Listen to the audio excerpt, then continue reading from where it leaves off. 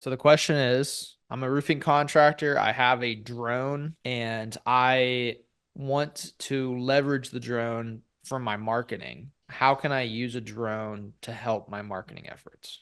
We're doing it right now, so that hits close to home.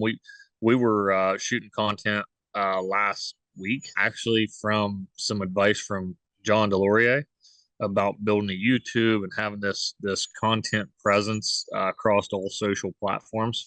So we started shooting, some in progress drone footage. We started taking some selfie style cell phone type footage, but the drone, that footage is so good. It's so good for B-roll, whether that's a TV commercial, a Facebook commercial, whatever. You can play that as the video while there's a voice talking, so it can be the B-roll in a video if you pay somebody to kind of build a video with the content you create. But it could be a full Facebook commercial in itself. Maybe it's you talking about something during the footage of the drone, or maybe it's just the drone doing a full overview of the roof project during install, and you're posting that to social media. And I know for us, those kind of videos have got a lot of views, but even more so, we send them to our customer that that was their house. Man, they just think that's incredible. So, and all that does is build a potential referral. So those are both ways you can use that to kind of better your marketing efforts and basically have no cost in it.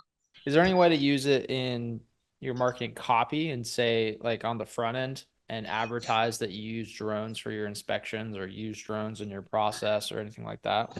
So, funny thing, I've actually heard that going both ways. I have literally read negative reviews, one-star reviews. Thank God I haven't got one yet because it's the most ridiculous thing I've ever seen. But I've seen one-star reviews from customers because the contractor was not willing to get on the roof to do an inspection. They wanted to use a drone or satellite imagery.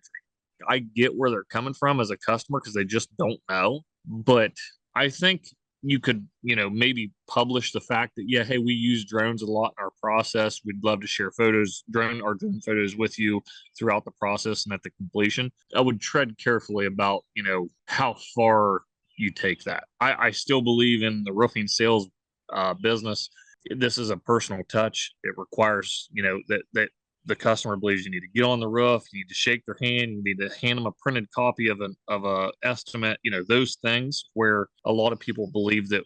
And I was a believer that we were going more into a online sales type of process. I definitely don't think home services is there when the ticket item's so high. If it was $3,000, maybe, but ten to $20,000, I just don't think people are ready for that yet.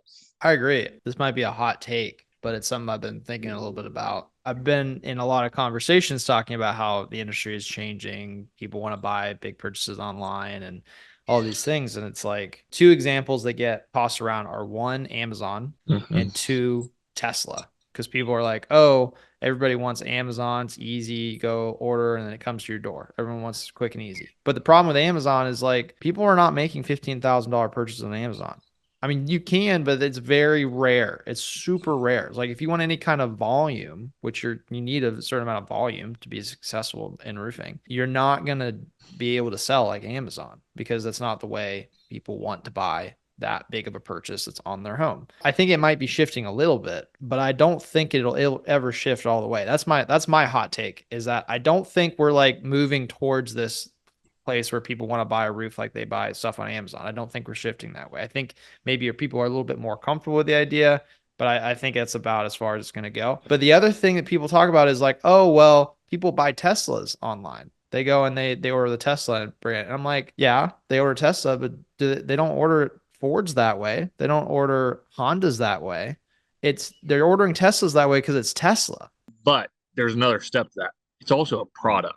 It's not a service. That too. Yeah. You That's a can really get away with that possibly with a product with a really fantastic reputation for backing up their product.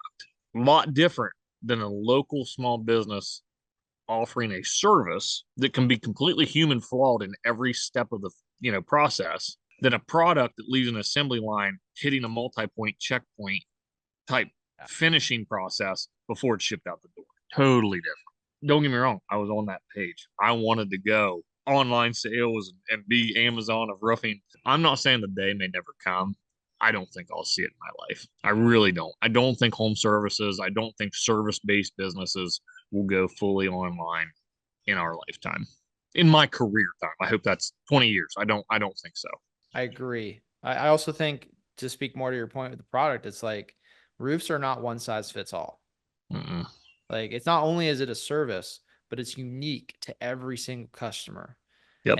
And because of that, people want to feel like you recognize how unique they are when when you're selling to them. That's my hot take. I have a lot of love for the people out here that are trying to make that, instant quote, instant roof sale a reality. And I think that some people will buy that way. I just think it's a very small portion of the population, and it's never going to grow beyond a certain point. I But we'll agree. see. Time will tell. No, I think you're right on.